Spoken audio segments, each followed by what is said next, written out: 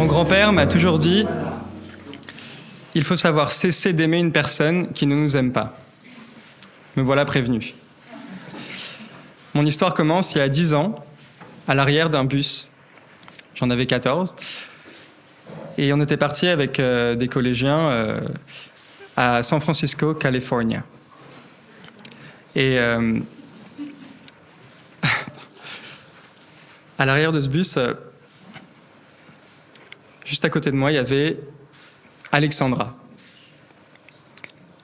Elle était brune, des yeux bleus très très profonds, méditerranéenne, comme Freud sait que je les aime.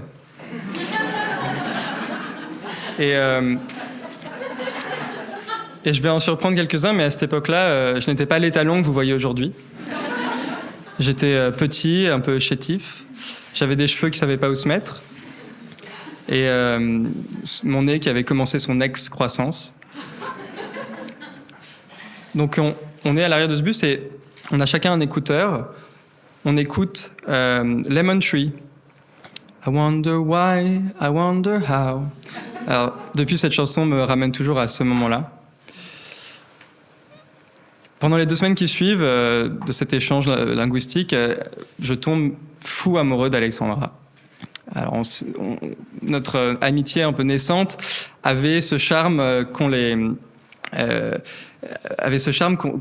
avec les gens qu'on ne comprend pas vraiment. Je faisais des petits regards en biais, il y avait des incompréhensions, des petits sourires, mais en tout cas, moi, j'étais totalement sous le charme. À la fin de ces 2 semaines, il est temps de rentrer et qui s'assoit à côté de moi dans l'avion ? Alexandra. Tout se passe bien, on rigole, et puis à un moment, les hôtesses éteignent les lumières. Il y en a qui regardent des mauvais films, la plupart s'endorment, et Alexandra met sa tête sur mon épaule. Alors là, j'ai le cœur qui bat la chamade, comme on dit, et là, j'ai l'impression qu'il y a une éternité qui se passe. À un moment, quand même, je me dis, il faut que je l'embrasse. Panique. Allez, mec, tu peux le faire. Panique. Comment faire pour qu'elle lève la tête vers moi sans qu'elle parte vers son siège ? Panique. Mais je fais un mouvement, elle lève la tête et on s'embrasse. Là, choc électrique dans tout le corps. C'est incroyable, c'est la première fois que je ressens ça. Et je suis sur un nuage. Et sur ce petit nuage, je le reste pendant tout le chemin du retour, sur l'autoroute avec ma mère pour rentrer, les jours qui suivent.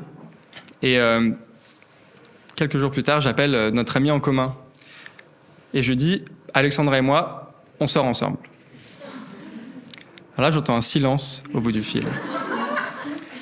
Et une petite voix qui dit « T'es sûr ?»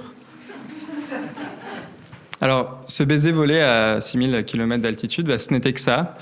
Et ça a été très très dur, c'était horrible, quoi. C'était vraiment le premier déchirement et je pense qu'on l'a tous vécu, ce sentiment que le cœur est vraiment resserré. Je passais des journées à regarder le plafond, à me dire « Mais pourquoi moi ?» Et donc, il faut toujours savoir cesser d'aimer une personne qui ne nous aime pas. Donc je passe à autre chose, je pensais avoir compris ma leçon. 2 ans plus tard, premier jour d'école, et qui vient s'asseoir à côté de moi ? Alexandra. On a 16 ans à ce moment-là. Et je vais vous épargner les détails des 2 mois qui suivent, mais il y a 2 choses à retenir. La première, je retombe amoureux d'Alexandra, mais fois 1000, version 16 ans, donc hormones fois 1000, sentiments fois 1000. On devient très amis à cette époque-là, on va au restaurant, on va dans des bars, je rencontre sa mère, mauvais signe. Elle se confie à moi pendant des longs mois d'hiver. Et la deuxième chose à savoir, c'est le sujet de ses confessions, son copain. Alors,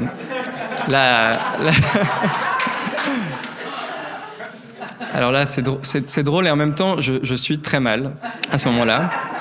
Je suis vraiment très mal et 3 nuits par semaine, je pleure sur mon lit, simple. Demander à mes parents, j'étais vraiment très mal et j'avais tellement envie d'être avec elle. J'avais un sentiment incroyable d'envie de connexion, de contact charnel avec cette fille. Et toute cette histoire finit en fait en février de cette année-là, en février 2010, à une soirée d'une amie à elle. C'était une soirée bourgeoise, comme il faudrait qu'il y en ait plus trop, de la vodka tiède, du parquet, 50 cents, des moulures. Et je remarque assez vite qu'Alexandra est dans la chambre depuis un très bon bout de temps avec son copain. Donc je demande à son ami qu'est-ce qui se passe. Il me dit, ils se disputent. Alors moi j'attends.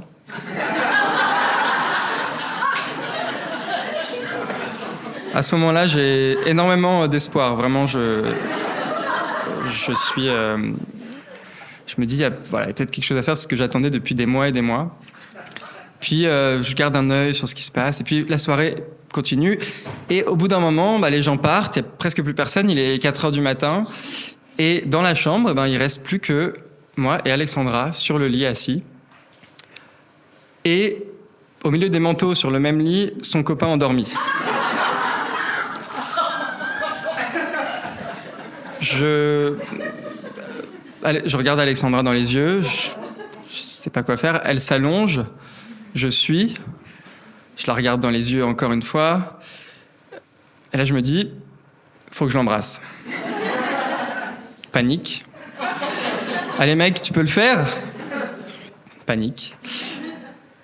Comment faire pour l'embrasser sans que son copain se réveille ? Panique. Puis là, je me dis quand même, il faut pas que ça se passe comme ça. Il faut qu'elle me choisisse, il faut qu'elle quitte son copain d'abord. Cette espèce de morale de l'adolescent un petit peu stupide. Et là, pendant que je me pose toutes ces questions, elle s'est endormie. Alors, je la suis. Dans les jours qui ont suivi, j'ai envoyé un long message à Alexandra pour lui dire que je pouvais plus, qu'il fallait que je me protège, que c'était trop dur de me séparer d'elle, mais que c'était plus possible. Et elle a dit mais non, mais j'ai besoin de toi. On connaît. Et j'ai résisté, j'ai été fort, même si c'était très dur. En tout cas, il faut savoir cesser d'aimer une personne qui ne nous aime pas. Mais mon grand-père n'a rien dit sur celle qui vous aime en retour.